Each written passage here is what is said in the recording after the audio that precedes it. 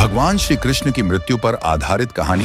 भगवान श्री कृष्ण की मृत्यु एक अत्यंत रहस्यमय और गहरे अर्थों से भरपूर घटना है जो महाभारत के युद्ध के बाद हुई थी। कृष्ण का जीवन धर्म, सत्य और कर्तव्य के प्रतीक के रूप में हमेशा प्रेरणादायक रहा है, लेकिन उनकी मृत्यु एक अजीब और दुखद रूप में हुई। इस कहानी को हम श्री कृष्ण की मृत्यु के अंतिम क्षणों के आधार पर लिख सकते हैं। समय का चक्र घूम चुका था। महाभारत के युद्ध के बाद श्री कृष्ण का साम्राज्य द्वारका में शांति और समृद्धि से भर चुका था। यदुवंशी लोग अब अपने जीवन के शेष समय को शांतिपूर्वक व्यतीत कर रहे थे, लेकिन श्री कृष्ण के जीवन में एक रहस्यमय घटित होने वाला था जो उन्हें एक नई दिशा की ओर ले जाएगा। श्री कृष्ण के बारे में एक भविष्यवाणी थी जो कहती थी कि वे केवल एक विशेष समय पर अपनी मृत्यु को प्राप्त करेंगे। उनका जीवन परमात्मा का अवतार था और मृत्यु का क्षण भी एक दिव्य लीला ही थी। कहानी शुरू करने से पहले अगर आपने अभी तक मेरे चैनल को सब्सक्राइब नहीं किया तो जरूर कर लीजिए और वीडियो पसंद आए तो लाइक और शेयर करना ना भूलें। आप ये वीडियो कहां से देख रहे हैं ये भी कमेंट में जरूर बताना। चलिए अब शुरू करते हैं आज की जबरदस्त कहानी। एक दिन श्री कृष्ण अपने कक्ष में बैठे हुए थे जब अचानक एक दिव्य आवाज सुनाई दी। यह आवाज उन्हें बताती है कि उनका समय अब समाप्त होने को है। कृष्ण समझ गए कि उनका कार्य समाप्त होने वाला है। उन्होंने अपने जीवन के बारे में सोचा और देखा कि उनका हर कदम, हर निर्णय एक निश्चित उद्देश्य से था। सभी को अपने कर्मों का फल भोगना होता है। कृष्ण ने मन में सोचा, अब वह समय आ गया है जब मुझे अपने प्रपंच को समाप्त करना होगा और फिर से अपनी दिव्य अवस्था में वापस जाना होगा। श्री कृष्ण ने अपने प्रिय शिष्य अर्जुन और अन्य सहयोगियों से कहा, अब मुझे इस शरीर को छोड़ने का समय आ गया है। मैं तुम्हें हमेशा याद रखूंगा। कृष्ण के अंत के समय एक अजनबी शिकारी जरा नामक व्यक्ति द्वारका में आता है। वह शिकार पर निकला हुआ था और कृष्ण को पहचानता नहीं था, लेकिन भाग्य के अनुसार वह कृष्ण से मिलता है। जरा कृष्ण के पास आता है और उनका ध्यान अपनी ओर आकर्षित करता है। जरा कृष्ण की शांति और भव्यता को देखकर उन्हें बहुत ही पवित्र और दिव्य मानता है। वह समझ नहीं पाता कि यह व्यक्ति जो इतनी शांति से बैठा है वह असल में दिव्य अवतार है, लेकिन उसकी आंखों में कुछ और ही छिपा था। वह कृष्ण की मृत्यु का कारण बनने वाला था। जरा कृष्ण को पहचानने में असमर्थ था और वह अपने शिकार के उद्देश्य से कृष्ण को अपने तीर से मारने का निर्णय लेता है।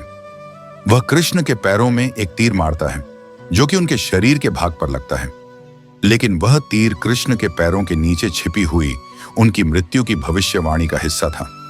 कृष्ण को कोई गंभीर चोट नहीं आई, लेकिन उनका शरीर हल्का सा प्रतिक्रिया करता है। श्री कृष्ण मुस्कुराते हैं और अपने साथ चल रहे शिष्यों से कहते हैं, यह तो बस एक और भाग्य की लीला है। जब शरीर का समय आता है तो कोई भी नहीं बच सकता। श्री कृष्ण की मृत्यु से पहले उनका अंतिम संवाद उनके शिष्यों से होता है। वह सभी को अपने अंतिम शब्दों में जीवन की सच्चाई बताते हैं। जन्म और मृत्यु सब कुछ समय के हाथों में है। हर जीवित प्राणी को अपने कर्मों का फल भोगना होता है। मेरा समय आ चुका है और मैं इसे स्वीकार करता हूं। यह अंत नहीं है बल्कि एक नई शुरुआत है। कृष्ण के ये शब्द उनके शिष्यों के दिलों में गहरे तक बैठ जाते हैं और वे समझ पाते हैं कि भगवान का जीवन केवल दैवीय कार्यों से ही नहीं बल्कि उनके दैवीय दृष्टिकोण से भी प्रेरित था। वे जानते हैं कि श्री कृष्ण की मृत्यु किसी सामान्य इंसान की मृत्यु नहीं बल्कि एक दिव्य योजना का हिस्सा थी। जरा के तीर के बाद कृष्ण की मृत्यु की घटना हुई, लेकिन साथ ही द्वारका भी समंदर में डूबने लगी। जैसे ही कृष्ण का देहांत हुआ, द्वारका का समुद्र में समा जाना एक और रहस्यमय घटना थी। यह भी एक संकेत था कि श्री कृष्ण का संसार भी समाप्त हो गया। द्वारका का जल में समाना कृष्ण के सत्य, उनके कर्तव्य और जीवन की समाप्ति का प्रतीक था। भगवान श्री कृष्ण की मृत्यु केवल शारीरिक रूप से नहीं बल्कि एक गहरे आध्यात्मिक संदेश के रूप में थी। वे हमें यह सिखाते हैं कि जीवन और मृत्यु दोनों का अपना स्थान है और हमें दोनों को समझने की आवश्यकता है। वे हमें यह भी सिखाते हैं कि कर्म ही हमारा असली धर्म है और हमें जीवन में अपने कर्तव्यों को निभाने के लिए कभी पीछे नहीं हटना चाहिए, चाहे स्थिति कैसी भी हो। श्री कृष्ण की मृत्यु के साथ उनकी जीवन यात्रा पूरी होती है और वे अपने शिष्यों को यह सिखाते हैं कि धर्म, सत्य और प्रेम का मार्ग हमेशा एकमात्र रास्ता है।